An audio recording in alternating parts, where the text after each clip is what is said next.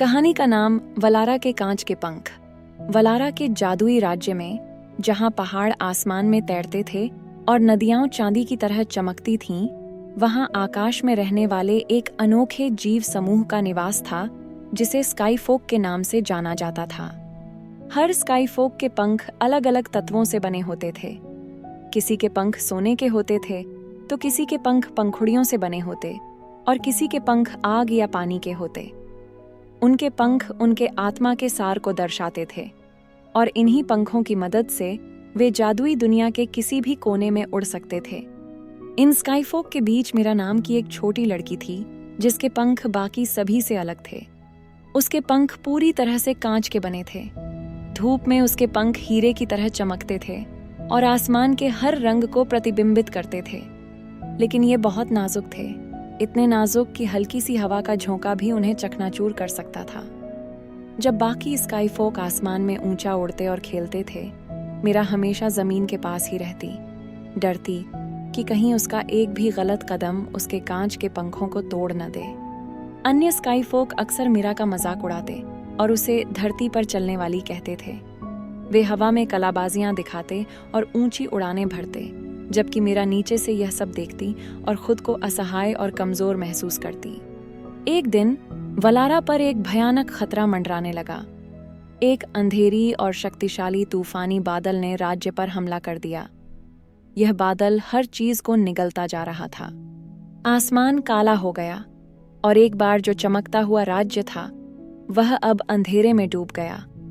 Sky फोक डर के मारे ऊंचाइयों की ओर उड़ने लगे, पर उनकी ताकतवर पंख भी तूफान के सामने बेबस हो गए। सोने और अग्नि के पंख बुझ गए और पानी के पंख तूफान की तीव्रता में बिखर गए। इस बीच मीरा ने कुछ असाधारण देखा। उसके कांच के पंख भले ही नाजुक थे, पर उनमें एक अनोखी शक्ति थी। वे रोशनी को ऐसे प्रतिबिंबित कर सकते थे जैसे और कोई पंख नहीं कर सकता था। जब तूफान ने पूरे राज्य को घेर लिया था, मीरा ने देखा कि बादलों के बीच से एक हल्की सी किरण झांक रही थी। उसने गहरी सांस ली और अपने डर पर काबू पाते हुए आसमान में छलांग लगाई। नीचे खड़े स्काई फोक उसे डर के साथ देख रहे थे, मानते हुए कि उसके कांच के पंख तूफान में टूट जाएंगे। लेकिन जैसे ही मीरा के पंखों ने सूरज की किरणों को पकड़ा, उनके कांच के पंख एक उज्जवल प्रिज्म में बदल गए। रोशनी हर दिशा में फैल गई और वह इंद्रधनुष जैसा प्रकाश तूफान के अंधकार को भेदने लगा। अंधेरा पीछे हटने लगा, उसकी शक्ति कमजोर पड़ गई और तूफान धीरे धीरे शांत हो गया। मीरा के कांच के पंख, जिनका सभी ने मजाक बनाया था, अब पूरे राज्य की रक्षा का कारण बने थे। वह धीरे धीरे नीचे उतरी।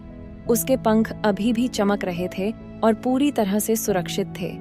अब स्काई फोक उसका मजाक नहीं उड़ा रहे थे। उन्होंने उसकी बहादुरी देखी थी और उसके पंखों की अनोखी शक्ति को समझा था।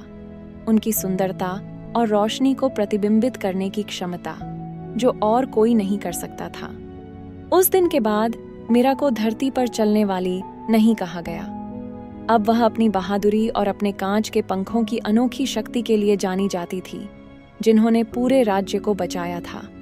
हमने इस कहानी से सीखा कि जो हमें कमजोर बनाता है वही हमें अनोखा भी बनाता है। असली ताकत हमेशा शक्ति या बल में नहीं होती, यह उस सुंदरता और रोशनी को प्रतिबिंबित करने में होती है जिसे हम अंधेरे समय में भी देख सकते हैं। अगर आपको यह सुंदर कहानी पसंद आई हो तो इसे लाइक, शेयर और सब्सक्राइब जरूर करें। और हाँ, हमारे चैनल के साथ जुड़े रहें ताकि आपको और भी मजेदार और रोमांचक कहानियां मिलती रहें।